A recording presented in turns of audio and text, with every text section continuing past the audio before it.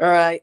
Figured I'd recap this Notre Dame Ohio State game, which I was gonna call, but something came up. But I did the game with Matt Steadley Dashing 937. If y'all haven't already, go sub to him. Go sub him up. He's a great YouTuber. Um, I was doing the Ohio State Notre Dame game with him. It was a fun time calling the game with him. But anyways, on to the point of the stream, which is the recap of Notre Dame versus Ohio State. Now, if y'all didn't know, my second favorite college football team happens to be Notre Dame. I've never really hated Notre Dame as a program. I have a great deal of respect for them. I just hate Brian Kelly. I'll get into Brian Kelly later. But yeah, recap. Notre Dame gets the ball first. They go down the field on the first play of the game to aim Tyler Buckner, who I'll be talking about a lot, threw a dot to Lorenzo Styles, who is the best receiver on Notre Dame. Because, Avery Davis is out for probably the season with, I think, an ACL injury. But I know Notre Dame football still be all right. It's Notre Dame. But they go downfield, kick a field goal, 3-0 Irish. Defense holds up, okay?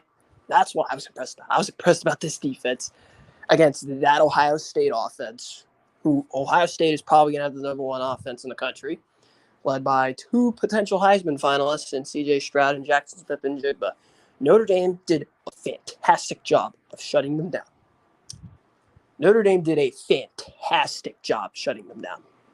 They shut down that Ohio State offense, and I was not expecting them to do it, but they did.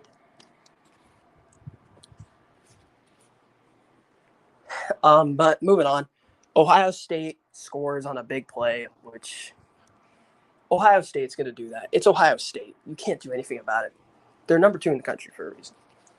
31 yards from C.J. Stroud to Emeka Egbuka, and Ohio State takes the lead. Notre Dame goes right down the field because, that one receiver made an insane catch. Bobbles it, and he comes down with it in the end. It was one hell of a catch. Then Notre Dame scores on S. Timmy. I hate how Notre Dame does not show the names of the players on the back of their jerseys. Hate how they don't do it. But oh well. And Notre Dame takes a lead 10-7 entering the half. At halftime. Entering halftime, I was like, this is a huge, huge win for Notre Dame. Nobody thought this game would be competitive. Nobody did. Even part of me was like, Notre Dame doesn't stand a chance because it's Ohio State, the best pass catcher in the country, combined arguably the best quarterback in the country in C.J. Stroud. Now, I do think Bryce Young is better than him, but, C.J. Stroud ain't too far behind Bryce Young either. Obviously, I was thinking, you know what? Maybe if Notre Dame keeps up what they're doing and just scores a lot more touchdowns, maybe they can win this game. Well, everyone knows what happened, and if you know by the thumbnail, yeah. Ohio State, second half, scores a touchdown. It's 14-10 entering the fourth quarter, which I did not expect, honestly. I did not expect a 14-10 game entering the fourth quarter. Thought it'd be a little bit more high scoring, or possibly Ohio State just runs away with it.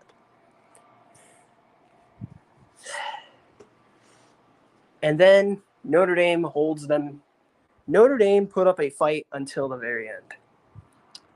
They held Ohio State to 21 points. I was impressed as hell with the defense against that Ohio State offense. I was impressed with the defense. Defense showed up. Defense did its job for the most part. Offense stalled out a lot. I will say this about the Irish. The offense is going to be in for a rough season if it plays like this again. Now, fortunately, the schedule is easy enough the rest of the way where Notre Dame could run the table. The only possible loss I see the rest of the year for Notre Dame, Clemson. But Clemson comes to South Bend, possibly with a true freshman quarterback, starting on the road. Notre Dame thrives in those types of games. Like, I remember 2020 when DJ, of all quarterbacks, lit up that secondary. Now, I do think Notre Dame's defense now is better than that Notre Dame defense. And while I'm going to be honest, Notre Dame won because a bunch of defensive starters were out for Clemson. It's not even Trevor Lawrence. I still think if Trevor Lawrence was on that field, Notre Dame would have lost because Notre Dame would have won, actually, even if Trevor Lawrence was on that field, because of how bad that Clemson defense played, because of how many dudes were out for Clemson. That many out, too much. You need to be – Clemson's defense, when fully healthy, was the best in the country. And then they got torched by Ohio State. Last year, lost to Cincinnati, but still managed to be their only loss up until that horrendous game that was the Fiesta Bowl against Oklahoma State, where Clarence Lewis was getting burnt toast. Now, the coverage was good. The Ohio State receivers weren't really playing that well. Other than Harrison and Egbuka and Xavier Johnson, who had a breakout game, I think he can quietly be a good weapon. Let's talk about Marcus Freeman. This Notre Dame team is different than the Brian Kelly Notre Dame teams. The Brian Kelly Notre Dame teams, as soon as they give up a touchdown in a big game, they lay down flat.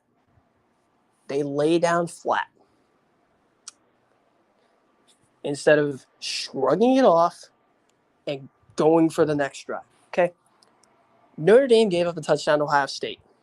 They're like, this isn't Brian Kelly. If Brian Kelly was the head coach, this is a 45-10 Ohio State win. I'm telling you, Brian Kelly's team would have got dog walked. Marcus Freeman is going to be a better coach than Brian Kelly ever will be. In fact, all Marcus Freeman needs to do is win one more big game. One big game is all he needs to do, because Brian Kelly has not won a big game. I'm not counting that Clemson game because Clemson had a bunch of defensive players out. And while I don't use COVID, I never use COVID. But but look at what Clemson did to them when fully healthy in the ACC title game. Like, Clemson was a better team than Notre Dame when healthy that year. I think this year Notre Dame is better than Clemson, but it's close. I don't think Clemson's going to move the ball on Notre Dame because Notre Dame actually has a defense. Now, Clemson's defensive line is the best in the country. I don't think it's close. I think Notre Dame's offensive line did good. I was impressed with the offensive line. Now, Quincy Patterson was playing. That helps. I think Notre Dame offensively needs some work to do. But I'm going to start calling a few Notre Dame games. I might call the Marshall game next week, assuming I can get a stream of it. If I get a stream of it, that's getting streamed. Probably going to be a wrap very quickly because, Marshall is going to get walked on by the Fighting Irish. And then Notre Dame has to go to UNC. And that's going to be a good game. I'm looking forward to that. Now, North Carolina has no defense, so Notre Dame will probably score a lot on them. North Carolina has one of the worst defenses in the ACC, possibly the nation too. Like, what was that fourth quarter giving up 40 points? But I'll talk about North Carolina when I do the college football weekly recap. I'll talk about North Carolina, but this is a Notre Dame video. Then play racist BYU.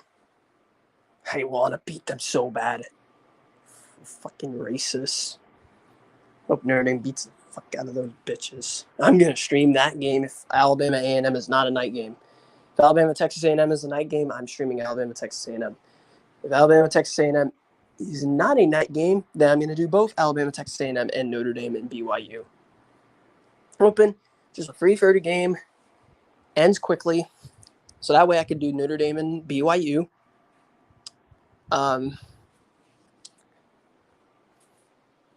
and Notre Dame just beats the ever-living shit out of BYU. Then Stanford, they're atrocious. Like, Stanford is actually atrocious.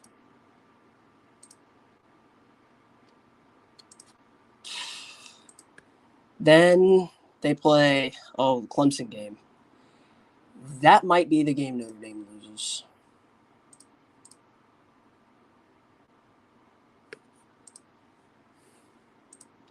I'm going to look up Notre Dame's football schedule. Okay, they lost. They're 0-1. Oh, they play UNLV. UNLV is terrible. They will clap them.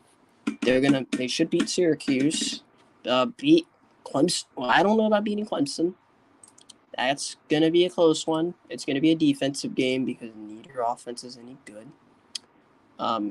Navy just lost to Delaware, so Notre Dame should have no problem with that. Boston College, I'm not sold on Boston College, and USC is not good. I don't think USC is any good. I think Notre Dame is a way better team than USC is. Plus, it's Lincoln Riley. He struggles against physical competition, and Notre Dame brings the heat. Notre Dame was actually playing good football. Notre Dame played good football against Ohio State. I'm pretty confident, other than Alabama and Georgia, that they can play good football against every team in the country. I'm pretty confident they can do that. I'm pretty confident in the fact that the Irish can play versus any team in the country except Alabama. I don't think anyone can play with Alabama. I think Alabama is the best team in the country, and I don't think it's even close.